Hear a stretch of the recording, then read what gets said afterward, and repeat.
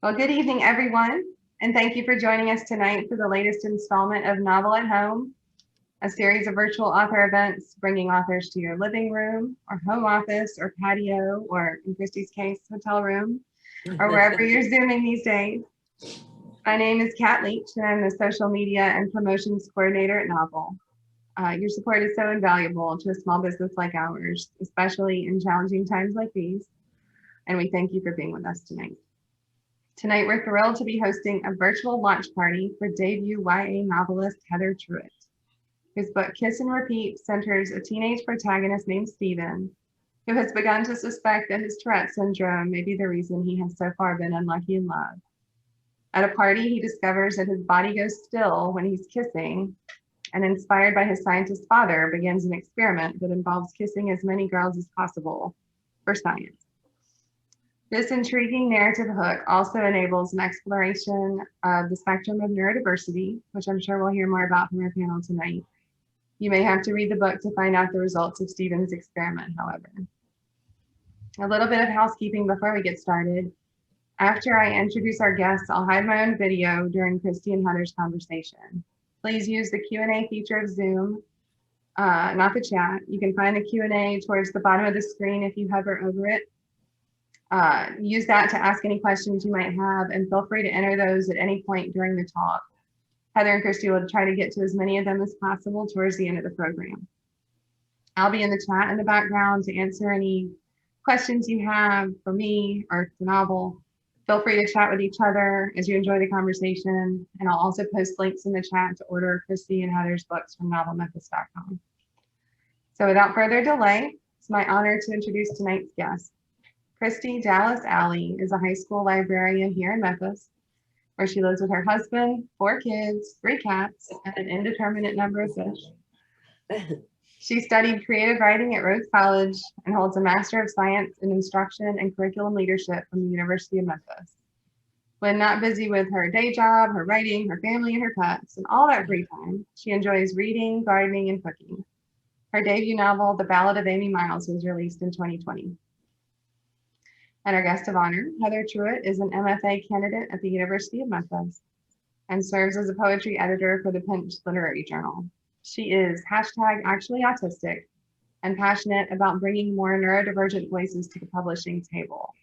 For those who may be unaware, Actually Autistic is an own voices hashtag used by the autistic community as an alternative to the autism hashtag, which was largely co-opted by friends and family of autistic people, sometimes to the exclusion of autistic people themselves, and at times used in harmful or misleading ways. Heather was born in Eastern Kentucky, sharing a hometown with Loretta Lynn, and grew up in South Carolina.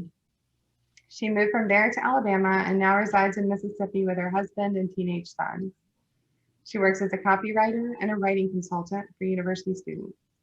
Kiss and Repeat is her first novel, and we're thrilled to celebrate its launch with her tonight. Please join me in giving our guests a warm virtual welcome.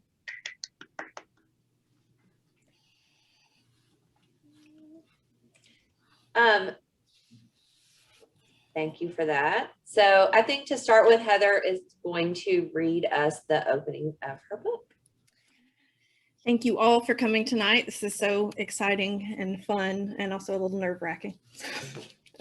All right, I'm going to read you the first page and a half of the opening. It was tradition for a junior to host the end of summer bash, and Ballard was the obvious pick. He had everything a good party host needed: a giant lake house, easy access to alcohol, and parents who worked more than they breathed.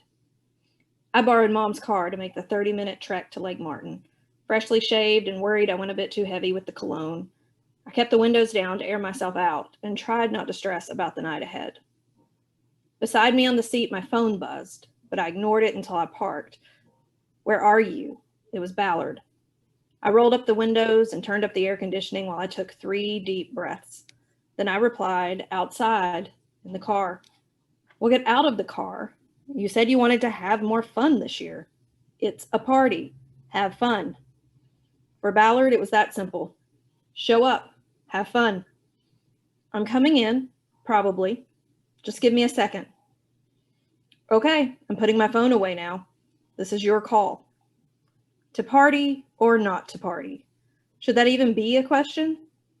I took one more deep breath, turned off the engine, and got out of the car. Of course, I ran into Wade Bond, not 3 feet from the front door. His blonde hair was spiked in front like some boy band heartthrob, a girl in an American flag t-shirt draped across his arm. Hey there, Lucky. Wade's foot shot out in front of me.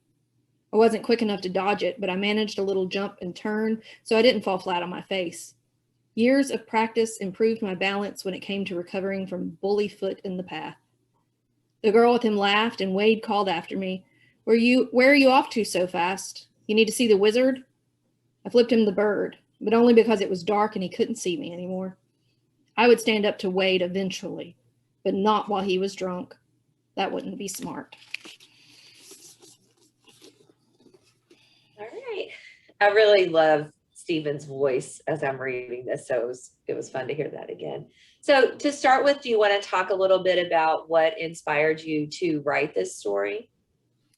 Sure. So usually when I am working on a new book project, there will be 3 or 4 things that like I'm stewing on, and they'll just sort of mix together. So this, I was thinking a lot about my own high school experience and the years where me and friends decided we were going to kiss as many boys as we could and how we would keep count, but it was just kissing. So I had come up with this idea of this book that somehow dealt with just kissing, lots of kissing, which was a challenge because I don't think I write good kissing.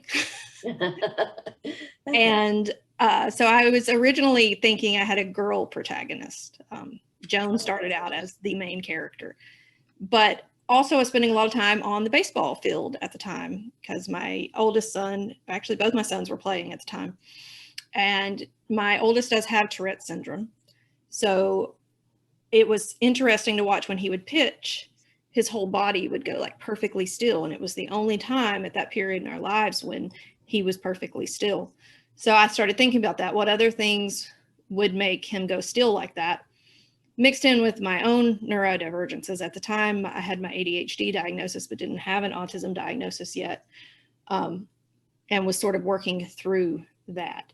So those things all sort of mixed along with a trip to Lake Martin as I was plotting this book, and a random day where I ended up riding a bicycle all day.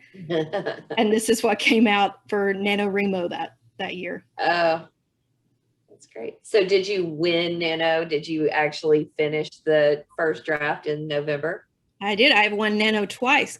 I have only participated twice because I refuse to do it unless I know I can win it.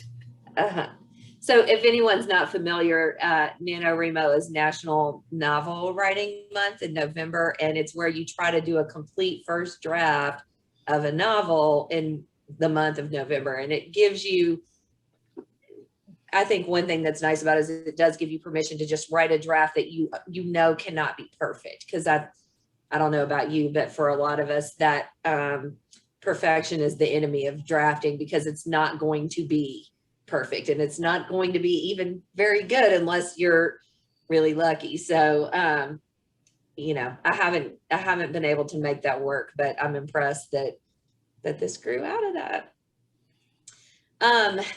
So for yourself as a person with an autism diagnosis and who has struggled with ADHD and some things like that, do you feel like you've seen a lot of representation, or as you were getting that diagnosis, were you looking to find places where you could see that voice in the books and things that you might want to read? It's there. It's getting much more present and easy to find, which is amazing. And partially, I think, thanks to librarians and booksellers who are pushing those to the right places. I did actually originally got my ADHD diagnosis after reading a novel where an adult character had, it was the first time I knew that adults could have that and started processing. So I think it's really, really important that characters of all neurotypes are in fiction and identified as such. And then the first book that I read with a canon autistic character that I knew, and like within 2 pages, I was like, this character has to be autistic, and was Googling, was right after my diagnosis, and that was An Unkindness of Ghosts by Rivers Solomon, which I just like cried through half the book because like I have no other intersections with that character, but that one was so amazing that like sometimes I still pull the book out and just like it will always have such a special place to be because growing up, those characters weren't there or weren't identified. There are characters that I 100% think are autistic. Anne of Green Gables, totally autistic girl. Interesting. But that wasn't on the page. So right. So coded and canon. Yeah. They feel different.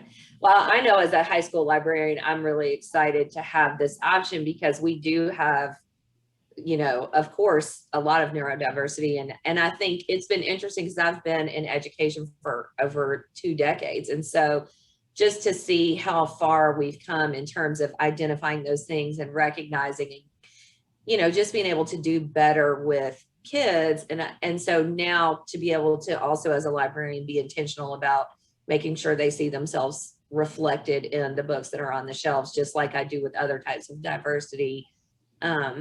It's just exciting. And it's, you know, it's exciting to have that representation. So one of the things that our books have in common, even though it's done in really different ways, is they both also touch on the religious background of the family and of our protagonist. So how much of Stephen's family's involvement in a church comes from your own experience, or you just want to talk about what made you want to put that in the book? Well, I grew up in the South mostly, and church and the South go together. Like whether you love it or hate it or whatever, at some point in your life growing up here, you're going to have come into contact with a church. And so I think it's unrealistic not to include that when writing about teenagers in the South. A lot of them are struggling with, actually teenagers anywhere, are struggling with existentialism and why am I here? And those questions are going to come up. I grew up way more conservative than I am now. I am a pastor's wife though, and my husband is a Methodist pastor. So church from the time I was a child till this point in my life has been a big part of my life. And it's just going to show up places. I didn't even realize how much it was in this book, despite the pastor mom, until I started seeing reviews that mentioned it. And I was like, I thought I only sort of mentioned that briefly, but it's part of who you are when you grow up that way, no matter how much you deconstruct it and how you feel about it. So I wanted to have my characters showing different ways of interacting with religion, because I think teenagers, it's so easy, or at least when I was a teen, to get stuck in the this is right and this is the only way, and it can make it really hard to have empathy for anyone who thinks differently. And so I wanted to show different ways that people were interacting with the same faith in this particular story. Well, and it's such a big part of the whole family dynamic for Stephen's family, because his mother is, for those of you who haven't had a chance to read it yet, and without spoiling anything, his mother is a pastor, and his father's an academic, and they've left a more traditional conservative church for this sort of more progressive, it's in the abandoned shopping mall, all encompassing kind of church that we see more now, and especially in the South. I think, you know, I feel like I see a lot more of that. And he's kind of conflicted about not faith, but about the role that church plays in his own life and how much it defines who he is. And I think that conflict kind of comes up with Aaron, his friend-ish from church. So talk a little bit about why you have Aaron the way she is, where she's a little more, there's just a point when she's like, you don't like that girl, do you? I don't think she's really a Christian, and he doesn't react well to that. So, you know, what's going on that you're trying to reflect with that relationship or that character? Aaron is sort of high school me in many ways. Like I wanted to be Joan. I wanted to be the badass, and I was Erin, and I was scared, and I was undiagnosed autistic, already prone to black and white thinking. So it was really easy for me to get enmeshed in that right, wrong, this way or no way. But I was also, I had really low self-esteem, and boys made my self-esteem higher. So I did a lot of making out with boys. So Erin, I was trying to put that in Erin, where she has this, she's always dating someone, and the guy she was dating wasn't super church boy either, and she's willing to drink at the party, but at the same time, like, she can justify things for herself that she can't justify for other people, which is also really common in a lot of neurodivergence traits, because we know how our minds work and we don't understand how anyone else's minds work. So that's interesting. Yeah, she's a lot of me. That was me. I was church girl. I had the big Bible and made out with boys in the church parking lot.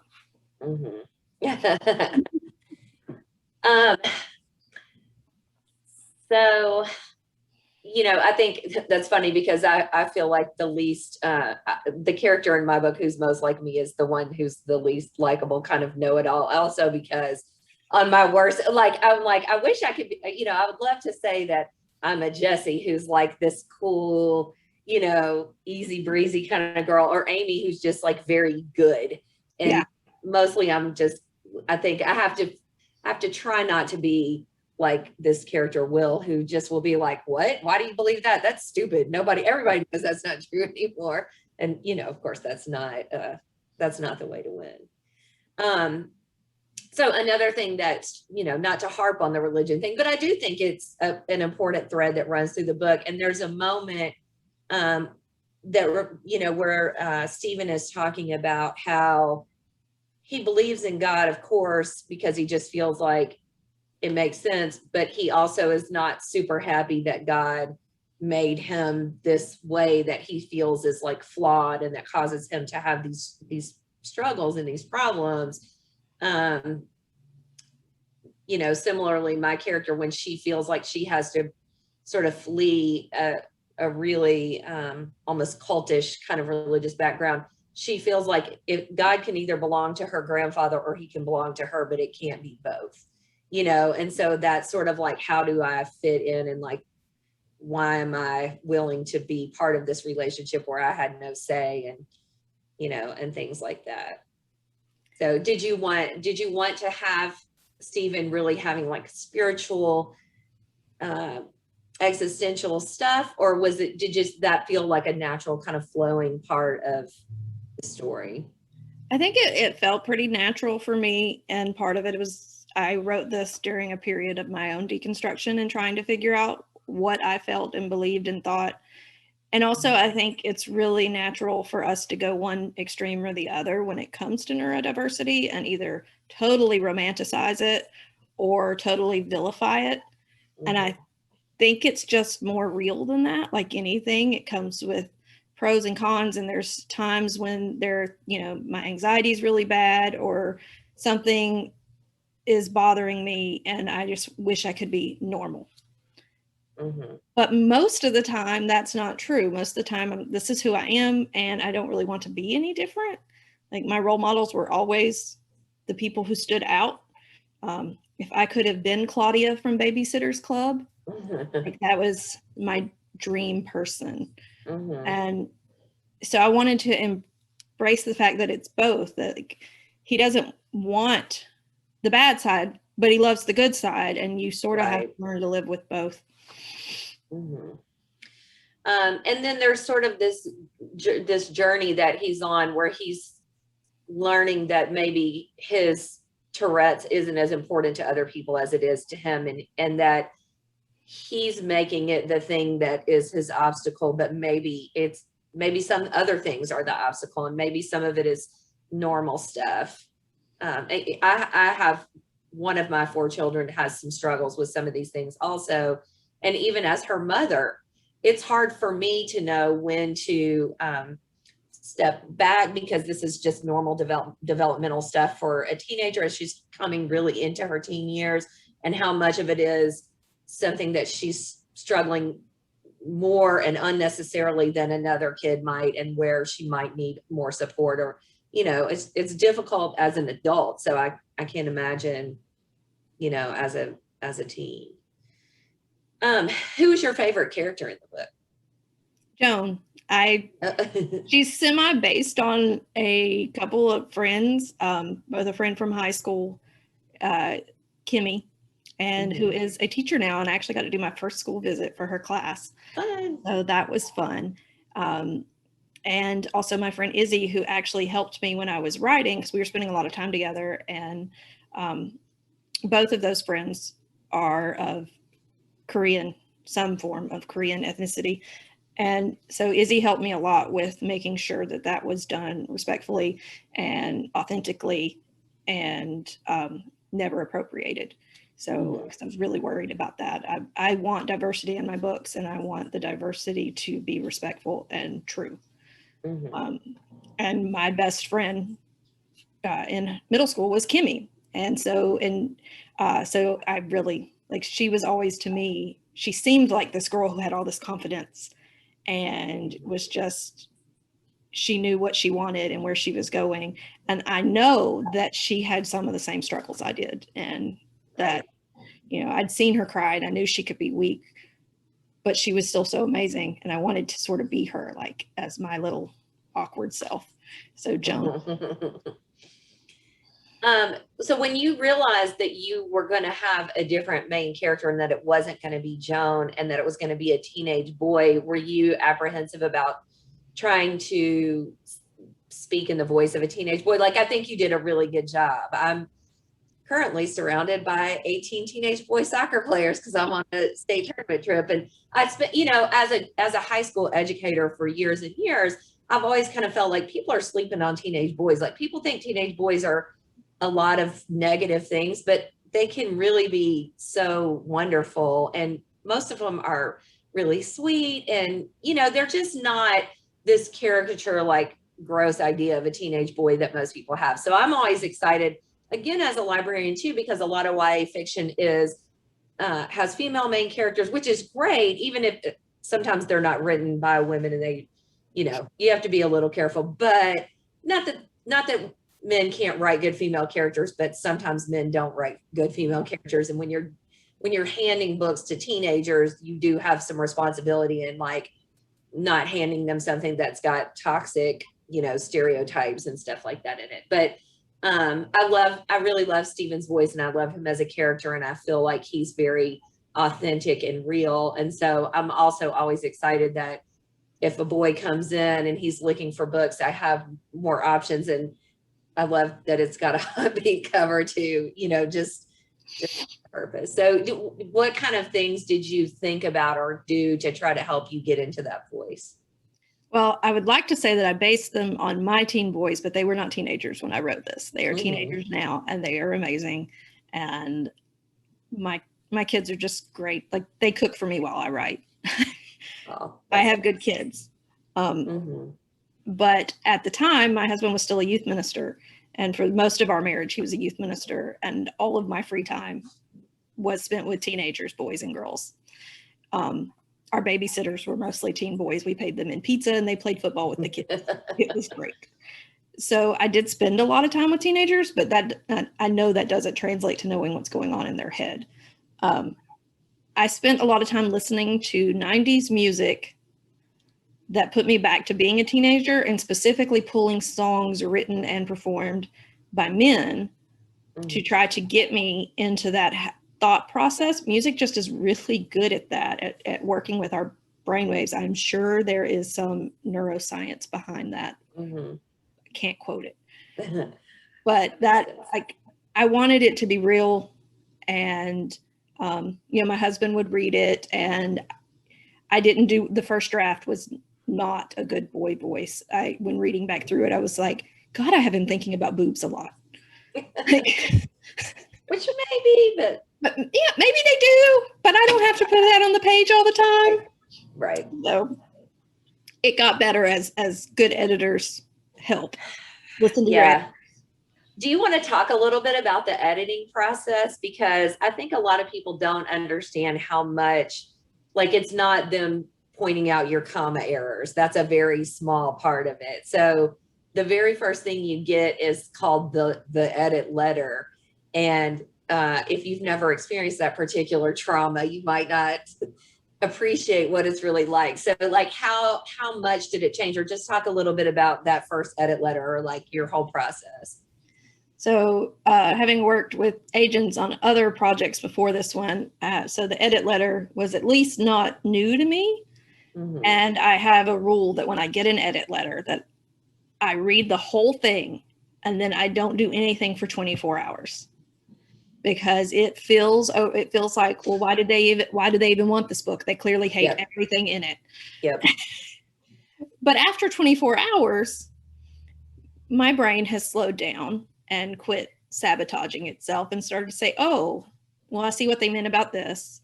And then I start making lists because I love lists. This is the biggest things, and this is how that'll affect that. And, you know, there are things that I disagree with that didn't change. And there's lots of things that did. It is a very different book. Mm-hmm.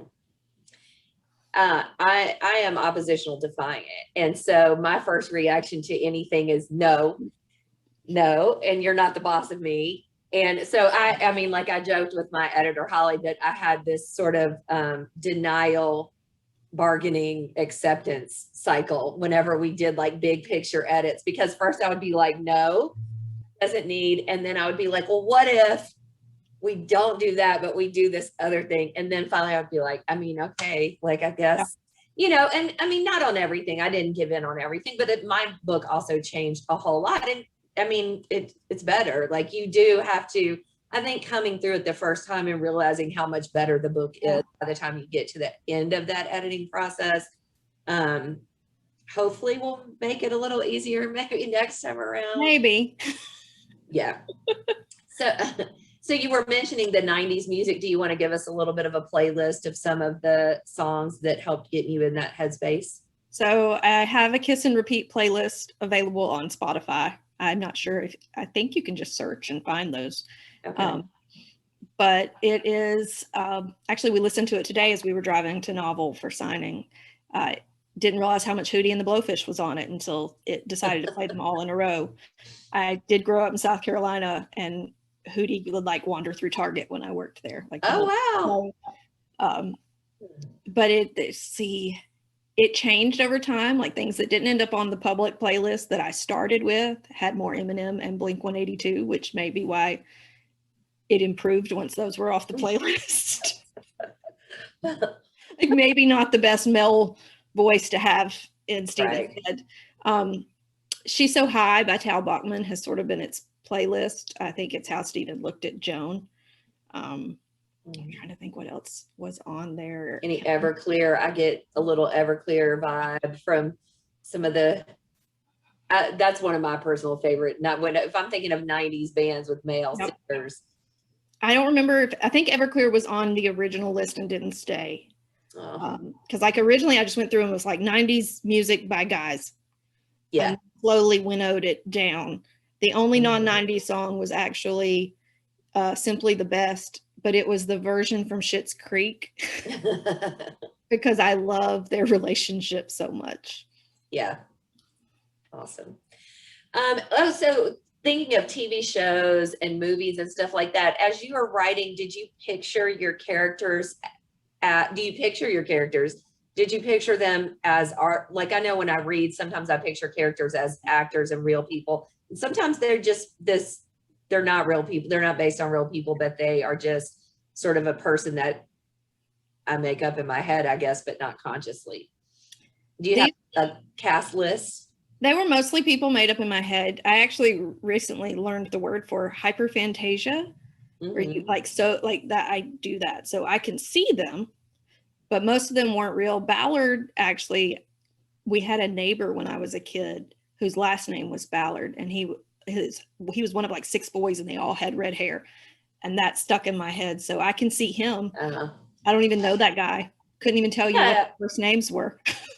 I have had that where I'm reading where I'll realize eventually that the person that I'm picturing for a certain character is like a dude I knew in 6th grade or just some random, and like they don't even seem like a real person at first. And then you realize, oh, wait, that's who that is, or that is an actor, you know. My brain plucked them from somewhere. I'm sure that the Claudia was probably in my head for lots of Joan, just because I love Claudia so much. Have you thought about it, like if they made a movie of your book, who would play some of the characters? I don't know a lot of the young teenage actors, right? Yeah. Like I tried to do that one time and I was like, all of the characters I'm coming up with are too old now to play these.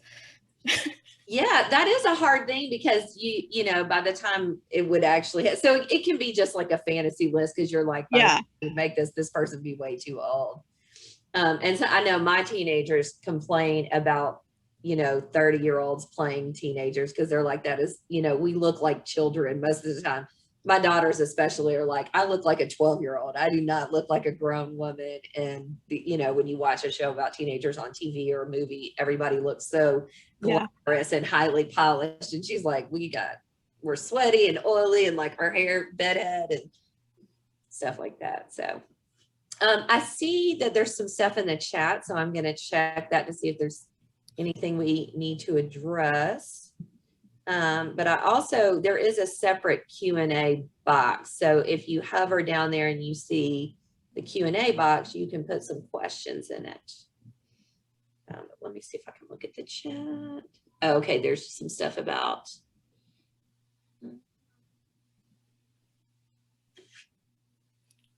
Sorry. Oh, An Unkindness of Ghosts was awesome. Fellow fans. You just have some really sweet comments, so you'll have to go back and read those. Yeah, Unkindness, definitely not YA. A friend of mine who's a librarian in Georgia said, oh, well, I haven't read that yet. It's shelved with YA. I was like, no. That's not the vibe. I wouldn't hand it to a 14-year-old, but. Well, I see you have a marriage proposal, but I'm pretty sure it's already your husband. Yeah, I already married him. So Carrie would like to know, how much time altogether do you think you put into this novel from first words to last edit? Oh God. I wrote the first draft for Nanowrimo in 2014, I think, because I did Pitch Wars that year with another manuscript, and that was my way of not thinking about queries and stuff that were out there. And then set it aside for a year. And the next Nano, I edited it. Wow. And after that, it went through so much because I had an agent at the time, and she and I edited it multiple times. And then she ended up leaving agenting. And so I went over it again before I started querying again. And then it ended up on Swoop. I can't count that high. I feel like I've written this book at least 5 times. Wow. So why did you set it aside after Nano? You just needed a break from it, or just life got in the way? I actually had signed with my second agent at the time with the project that I did Pitch Wars with. And so we were working on that manuscript and going on sub with that manuscript. And that's where all my focus was for a really long time. So it just got aside. Do you have a project you're working on now that you want to talk about at all? Current, very embryonic, only like 3.5 chapters on paper is an Own Voices with an autistic teenage girl character who has been homeschooled with her sister her whole life. And after the death of her father, who is also autistic and was sort of her advocate who had pushed for the homeschooling, she and her sister go to public school. And she's dealing with a lot of not wanting to be babied, feeling like they had protected her too much, but at the same time, learning what her limits are and how it's okay to have boundaries and take care of herself. So the focus is both on her autistic experience, but not about. She is really into cosplay and obsessed with a particular set of fantasy novels. And since I didn't want to do copyright issues, I made up my own set of fantasy novels and created the entire world. And it was so fun. So she is obsessed with these fantasy novels and cosplaying, and she's really into that. So that is a lot of the book. And there's a giant RV shaped like an okra. Why an okra? Well, I found a giant potato hotel in Boise, Idaho, on a random, I go down rabbit holes sometimes. And I was so enamored by this potato shaped hotel room that I decided I needed one in my new book, but couldn't find a reason for a potato in the middle of Mississippi. And then my son at the time was applying to colleges and looking at Delta State. And I was like, I think actually my husband may have said, what about an okra? I was like, perfect. I'll make the dad's family big Delta State fans. He's inherited this giant okra, and they use it as like an Airbnb. I love that. I'm a big gardener and I grow okra. So I'm like, I would definitely stay in an okra Airbnb. I still want to go to the potato. So. Right. Do you think that you would ever consider writing the actual fantasy novels that you made up for? Sort of in my head, like that's a dream. Like I thought, Rainbow Rowell ended up getting to write Carry On. So maybe thought about that. As my current special interest is epic fantasy. And my sister got me reading Sanderson's Stormlight Archive, which led me to then read every Cosmere book by Sanderson. You can see the newest one is on my wall behind me. And now I've picked up Wheel of Time, which is my dad's favorite. And I hear people talk about that series a lot, but I have not read it. Amazon just said they were about to release the show. I found out after I was like 3 books in.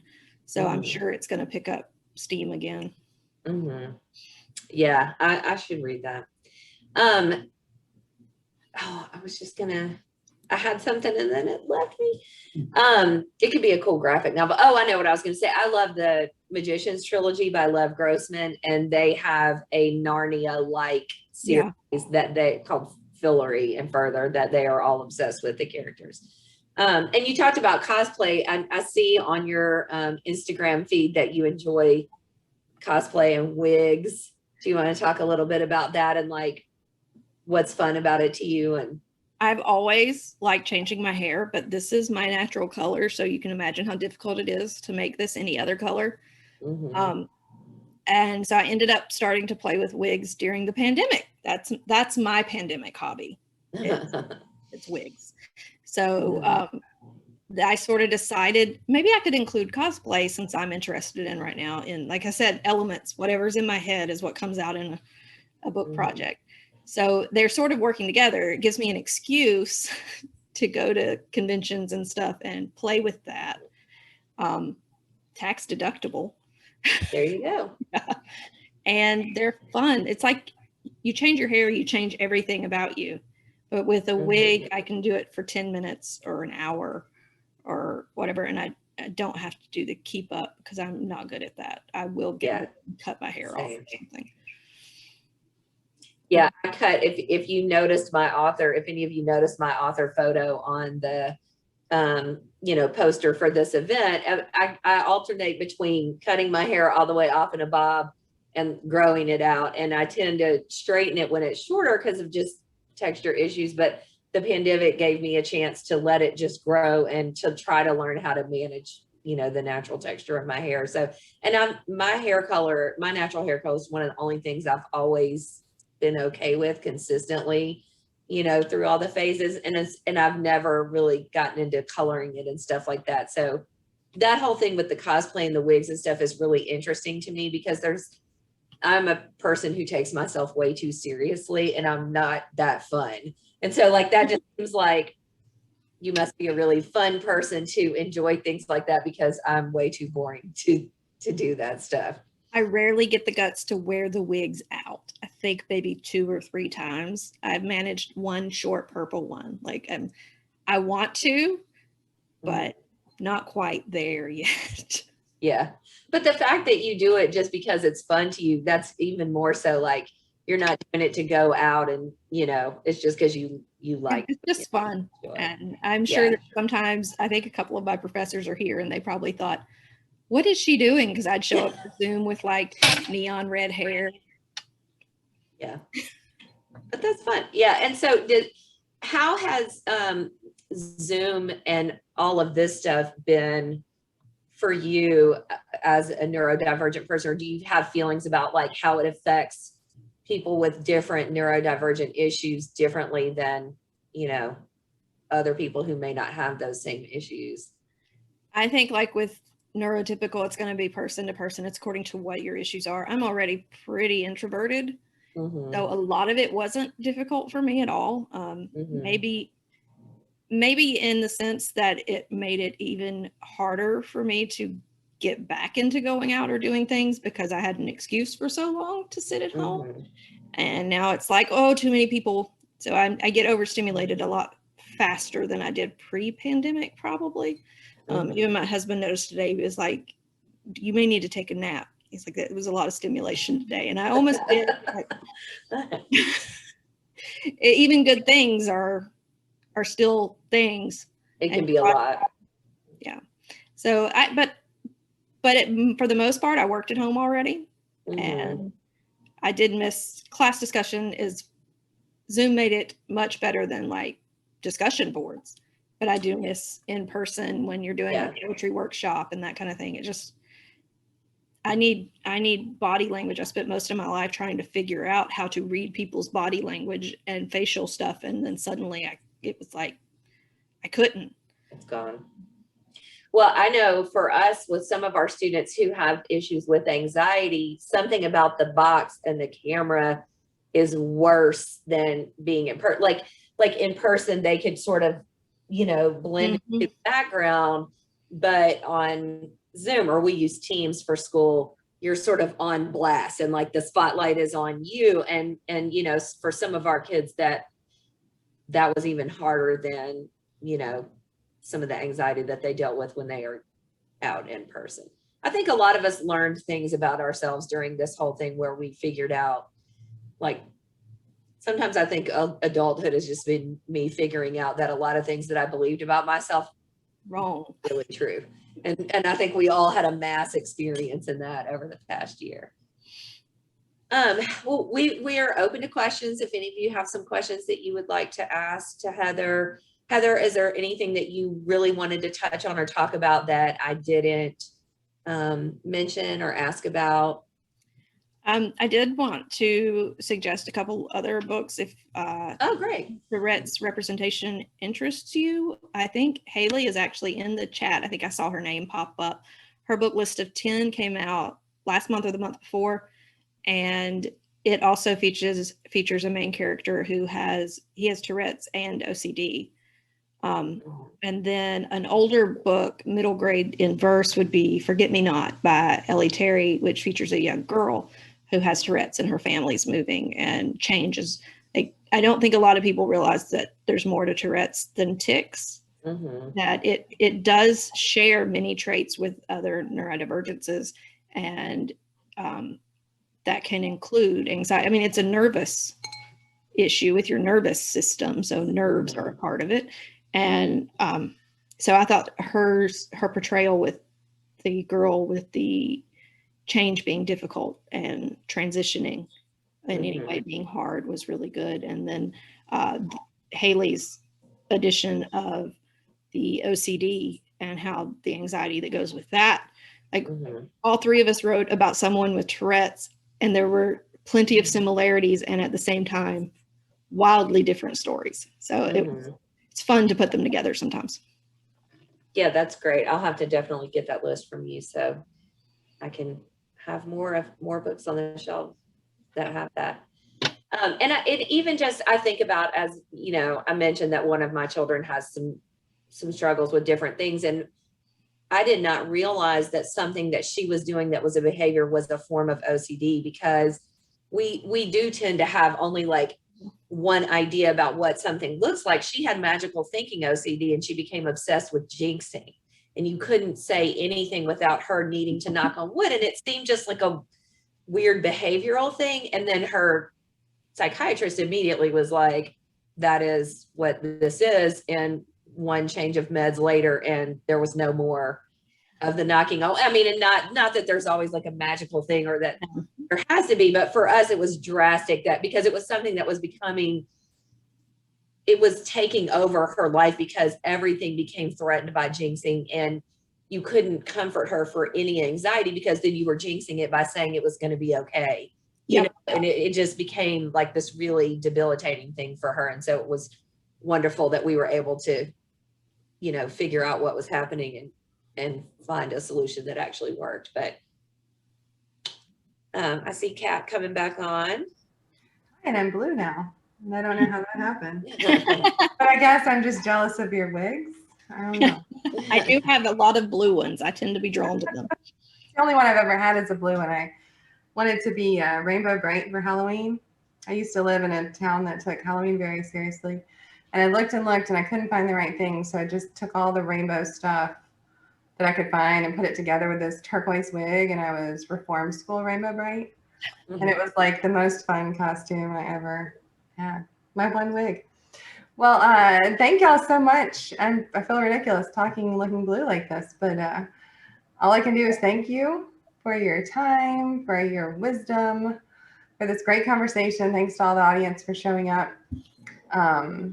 Anyway, been a great evening. I posted the links in the chat. Obviously, you can go to novelmemphis.com to order any of these lovely books we've been talking about this evening. And anyway, yeah, I appreciate y'all. You can get signed copies of Kiss and Repeat It novel. They're here. They're on the big, beautiful display as soon as you walk in. Congratulations, Heather. Thank you. All right. Everybody have a great night. Thanks for tuning in. Bye. Bye.